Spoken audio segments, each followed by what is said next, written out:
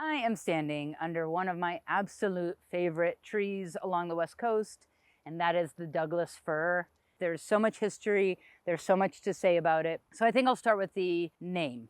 This is called Douglas fir, but it's a little bit confusing because it's not actually a fir. It's also called a blue spruce, which is also confusing because it's not actually a spruce. Its Latin name is Pseudotsuga, which also only adds more layers of complexity because Suga actually is hemlock. So the Latin name of this tree is Pseudotsuga, which means false hemlock.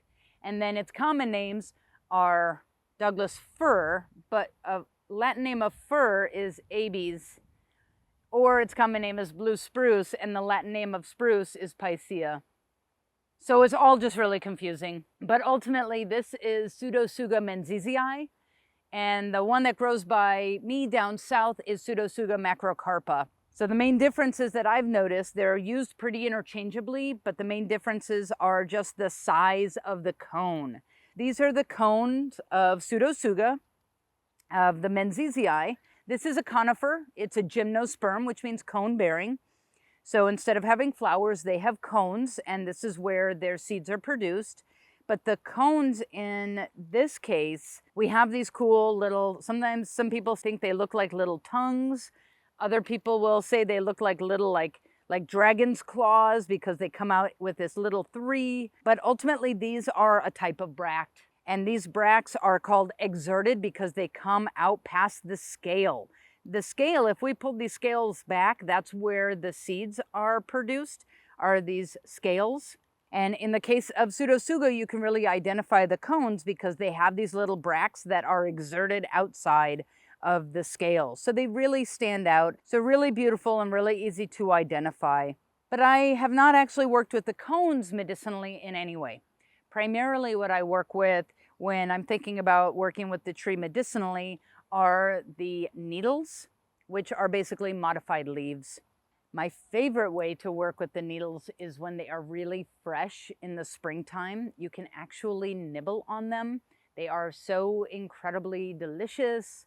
They have this really nice, like lemony, limonene terpene to them.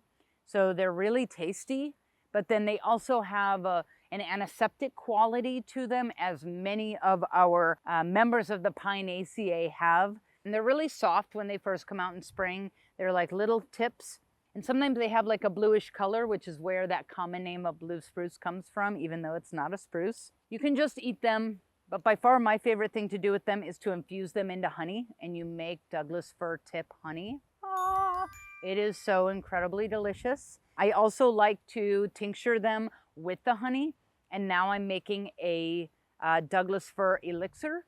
An elixir is essentially a sweetened tincture, but there's also a magical quality to elixirs. Of course, there's like that added sweetness that just always like kind of dances on the tongue and plays with the palate. But when I think about the energetics of working with tree medicine, especially conifers, like even just thinking about it makes me stand tall, you know, like stand tall like trees, but it also makes me feel really grounded. Like when I think about tree medicine, like immediately like my feet want to like anchor into the earth, like with this nice deep taproot, and I feel anchored and I feel tall and I feel really like strong in my own personal presentation. I remember learning a long time ago that like when you do this, this is like this like powerful way of standing, this like kind of Wonder Woman way of standing.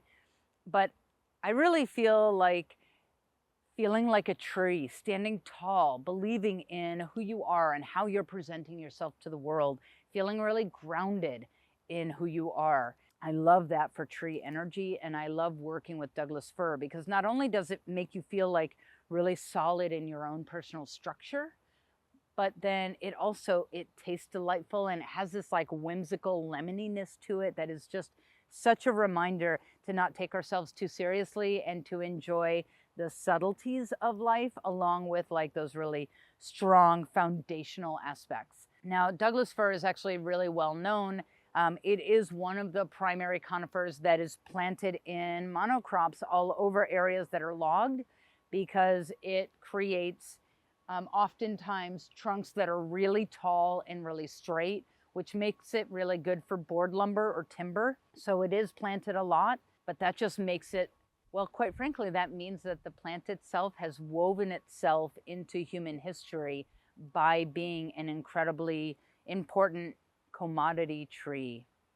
I love the fact that we're coming up with all different other ways of building materials, but it's also important to remember that like some of the most foundational structures on the West Coast and really across the country have been built using the board lumber of trees like this beautiful, tall, standing Douglas fir, Pseudotsuga menzizii or Pseudotsuga macrocarpa.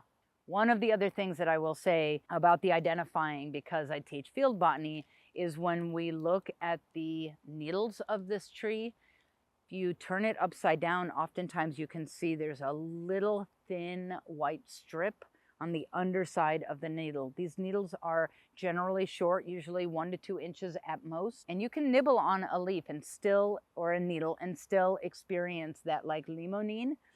But one of those characteristics that you're looking for to identify this is these cool little bracts in the cones, and when you flip over a needle and you can see that little thin little white kind of like spine growing or going up the middle of that needle. So little ways of getting to know your local plants, getting to know your local trees. And this is just part of the ways that you get to know plants, is you develop relationships with them. You get to know some of the finer details. You spend time with them in the areas that they grow. And this is part of cultivating relationships with nature, with plants, with your community.